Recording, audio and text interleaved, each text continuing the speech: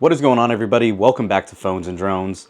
So, 2 weeks after Apple released the first beta for iOS and watchOS 10.5, they are back with the second beta of their respective builds.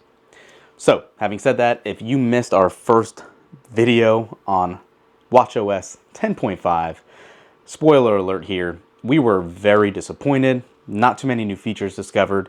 Stability seemed to be okay on the prior builds on 10.4. Still seems to be that way here. But we're back, like I said, with Beta 2. And I'm just going to do a quick dive in to show you the build number and stuff like that. We're not anticipating any new features. And as crazy as it sounds, we're only a few months away from Apple actually releasing watchOS 11 at WWDC.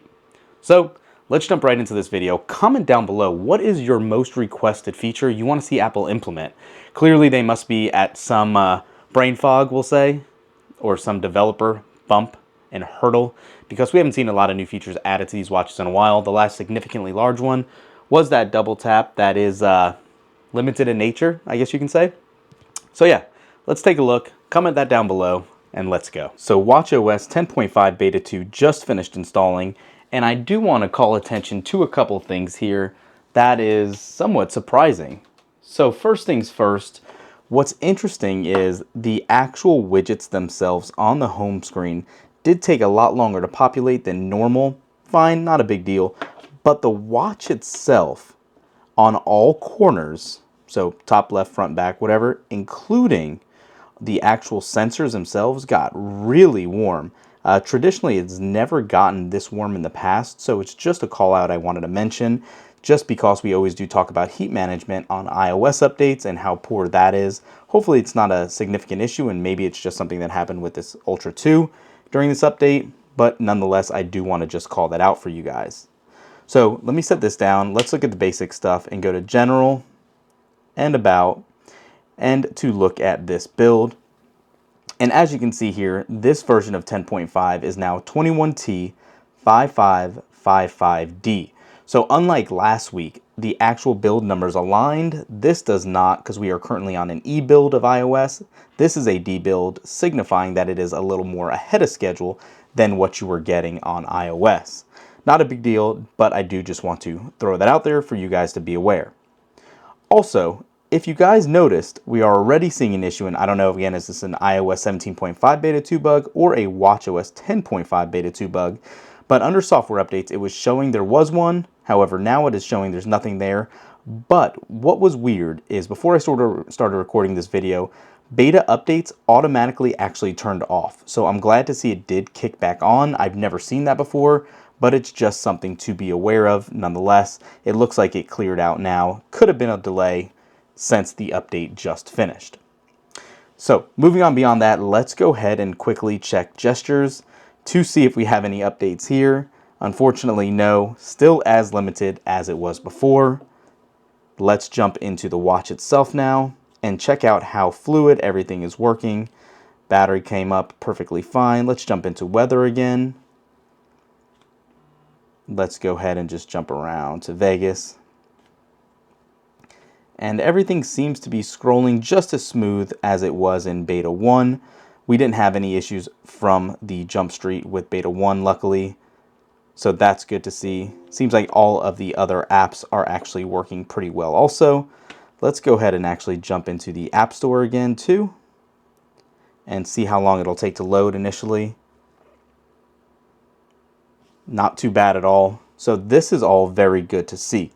Again, if you guys watched our prior video on Beta 1, we're not anticipating any new features on this build. And unfortunately, we really haven't seen any big changes to watchOS in recent memory. The biggest update was obviously the double tap, which has already seemingly been a forgotten about feature. So just wanted to throw that out there. Nothing really substantial there to take a look at. And then I do want to obviously scroll down, just look in here and see if we see anything else. An app, nothing major here either, it's seeming. So there's that as well.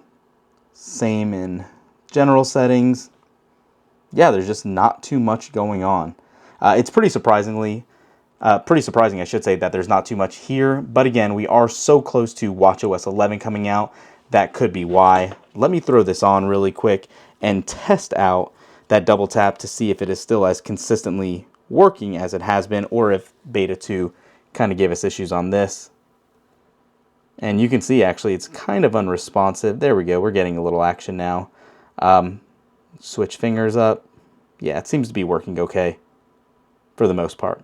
Okay, well that's good to see at least. But again, as far as regular feature set goes, unfortunately it doesn't look like we're going to be getting anything new until, again, Watch 11. But watchOS 11 should be dropping in June at WWDC like we've said, so not a huge deal there. The only other thing I do want to call out here is jumping into the calendar for a release time frame here. Obviously, Beta 2 did drop on the 2nd, so we were exactly 2 weeks apart from that.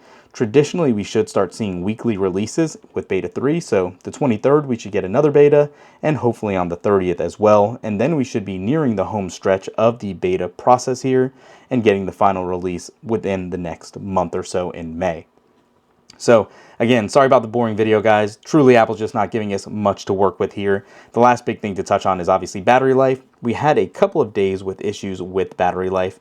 However, for the most part, we have had pretty great battery life and great battery experience using this on our Apple Watch Ultra 2.